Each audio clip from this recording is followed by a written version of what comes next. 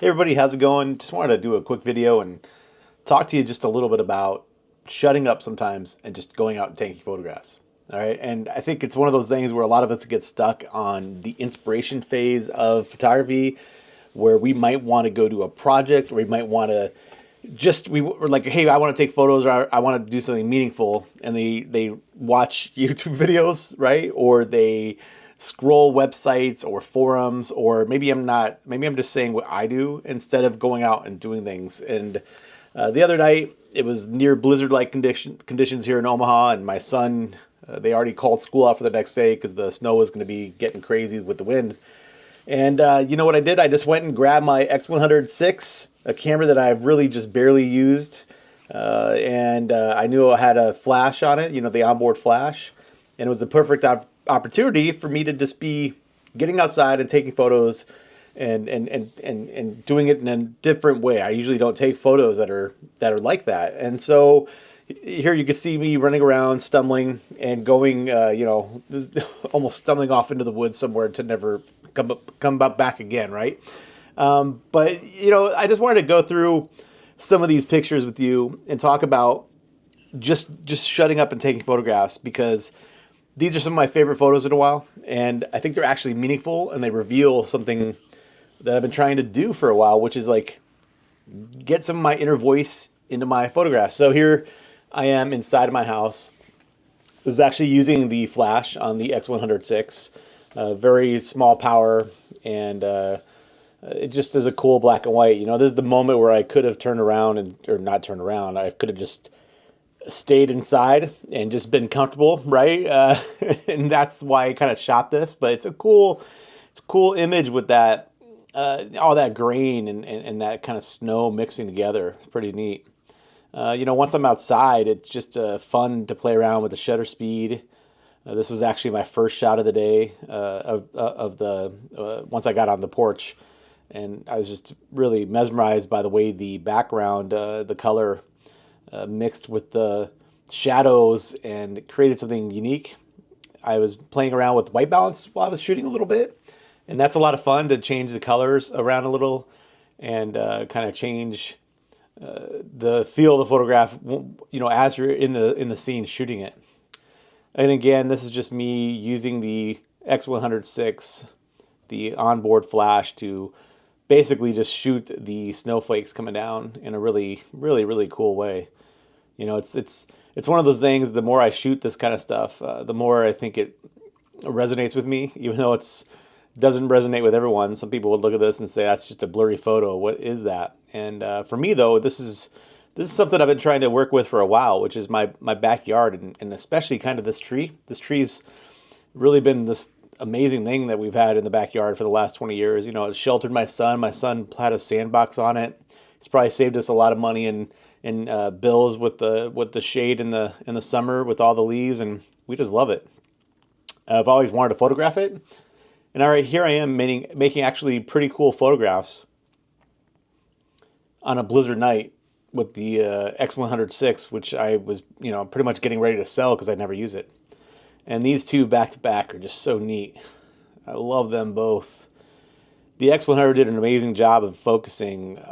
It really did. It did. Talk about Fuji's focusing all you want, but for me, the X100VI has been an incredible focuser.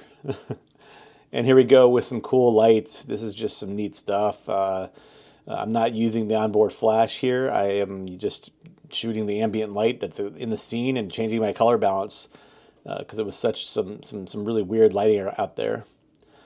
Same thing here, just all the crazy, it looks like Cthulhu arms coming up from the ground, all the crazy tentacles, love it. That's the swing set. It's a very cool swing set that my son's been on forever, but it's also kind of spooky in this situation, right? And then my neighbors are probably thinking, what in the heck is going on? I just did a couple versions of this, and I dig this one probably better. It's a little creepier. It's kind of neat. This one's cool. The apocalypse, right? The explosions, the universe, the chaos, the atoms everywhere. I dig this one a lot. This is really what I feel a lot when I'm out there, and it's this connection to this thing that's bigger than me and it is kind of chaotic, right? And uncontrollable. I love the feel of that, and it's hard to express that when you are just taking beautiful photographs that you want somebody to buy, because this is not necessarily a photograph that's an easy one to sell, that someone's going to be searching for, you know, above their kitchen or like in, you know, in a hospital room or something like that, right? This is a little bit different, and maybe that's for, you know, that's fine. There's not maybe that's fine. It is fine. But it's just one of those things where I just had to get out and not wait for permission and not wait for the perfect inspiration or the perfect project or idea. I just had my camera. The conditions were weird, and I needed to go and do this. That's just our side window. How cool. I love the shadow right there. I think that's from the barrel of the flash. I'm not sure. There's my wife's little heart she put on the window. The light looks cool. Don't look at my gutters. My gutters got stuff in them. Don't check those out. Ignore that. But it's a neat shot. Another cool one.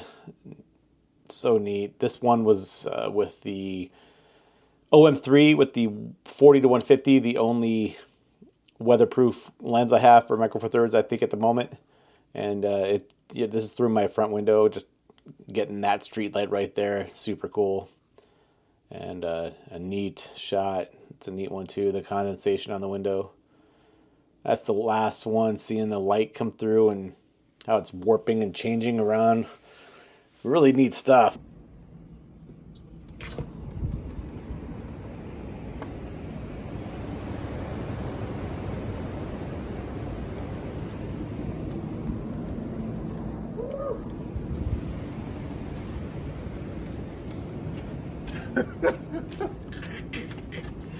Oh my God, cool.